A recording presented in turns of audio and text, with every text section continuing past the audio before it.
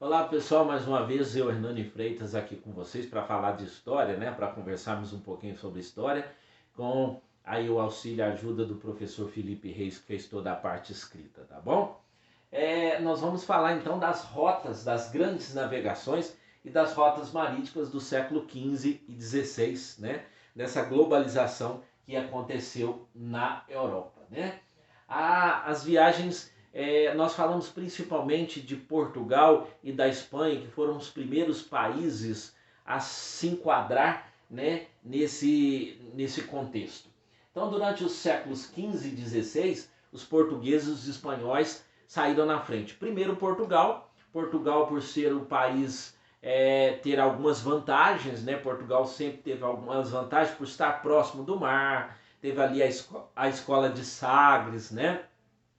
Portugal, ausência de guerra, então Portugal sai na frente. Portugal tem seu Estado constituído, Estado burocraticamente organizado, em 1142, mais ou menos. E a Espanha vai vir logo atrás. Depois, em seguida, vai vir Inglaterra, França e outros países, né? Quais são os objetivos? Os objetivos dos países europeus era buscar mercados consumidores, era a busca de especiarias, né?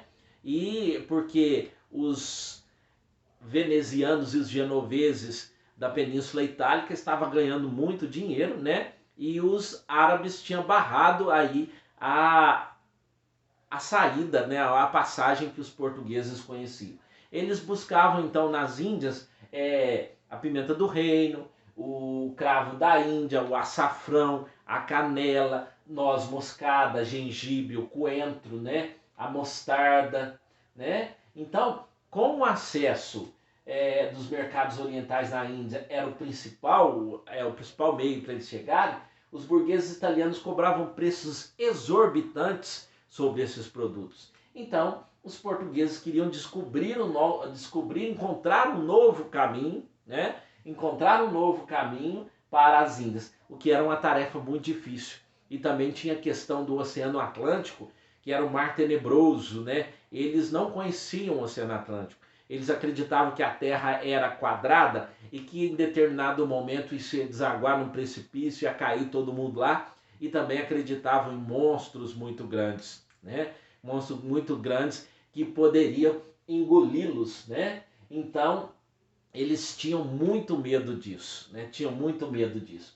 O outro fator importante que estimulou as navegações, né, foi a busca de matérias-primas, a busca de metais preciosos e outros produtos que os europeus queriam buscar, né? E outra coisa, a Igreja Católica também, né, estava junto, porque a Igreja Católica estava no momento da um pouco depois da Contra-Reforma, eles queriam recuperar os fiéis católicos, né? Então por isso que toda embarcação que saía da Espanha, que saía de Portugal, tinha junto padres católicos, principalmente jesuítas da Companhia de Jesus, dirigida ou fundada por Santo Inácio de Loyola, né? Então muitos acreditavam que o mar pudesse ser habitado por criaturas horrendas, né? Depois eles vão ver que realmente o mar não era dessa forma que eles pensavam, né? Nesse contexto, planejar a viagem era de suma importância, por isso Portugal sai na frente. Portugal começa a usar a bússola, Portugal começa a usar o astrolábio, né? Portugal começa a usar o sextante também, né? Portugal começa a levar escribas, né? Portugal começa como diz, escribas é lá do Egito, né? Começa a levar pessoas para escrever, cartógrafos para desenhar esses mapas, né? E eles começaram a usar as caravelas, fizeram barcos maiores, mais maneiros, né? E mais fáceis de ser navegáveis, né? Nessas navegações participavam marinheiros, padres, ajudantes, né? E até escrivãos, cartógrafos, matemáticos e até os degradados, né? Os degradados, aquelas pessoas que eram condenados a alguma coisa, eles preferiam viajar, depois se retornasse, conseguisse voltar, seriam perdoados das dívidas que tinham com o Estado, né?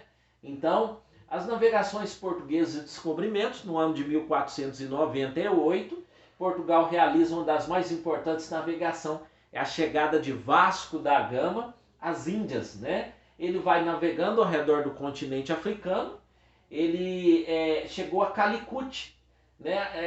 Chegando em Calicut, ele tenta um contato com Samorim. Samorim é o chefe da cidade, dá alguns presentes para ele, mas esse Samorim não deu muita moral para Vasco da Gama, então Vasco da Gama manda bombardear a cidade de Calicut, né? Depois eles voltam e conquistam novamente. Outro importante feito foi a chegada de Pedro Álvares Cabral em 1500 no Brasil.